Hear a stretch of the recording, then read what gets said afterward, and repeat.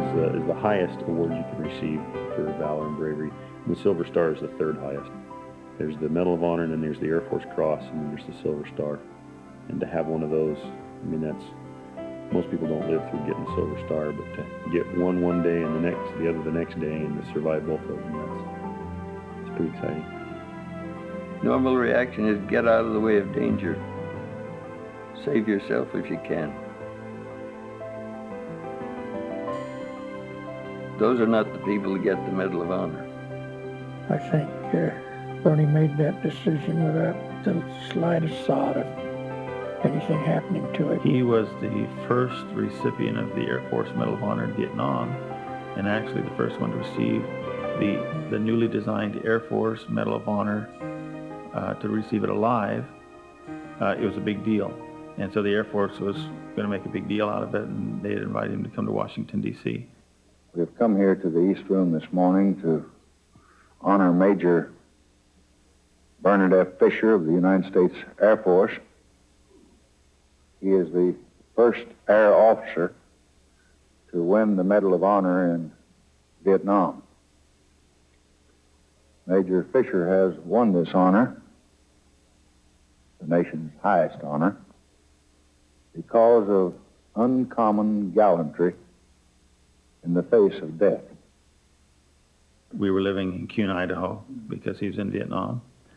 And he had come home, I think, in February or maybe January of that year. That was 1966, on an R&R, rest and recuperation.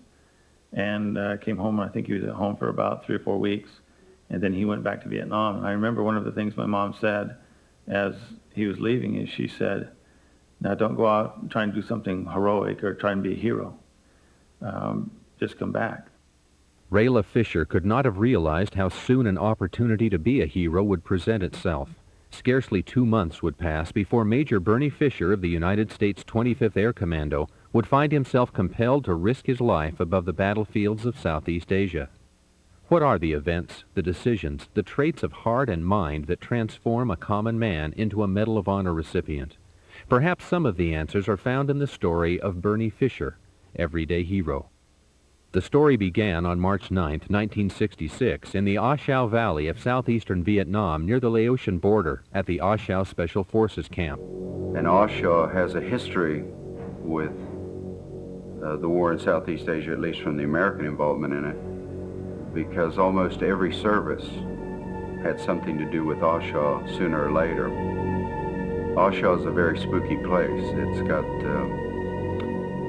a lot of fog, a lot of mist, even on clear days. Some people refer to them as the ghosts of Ah Chau. The weather was terrible. Rain and clouds hung over the area, causing poor visibility in the mountains. The Special Forces camp in the Ah Chau Valley realized they were coming under attack.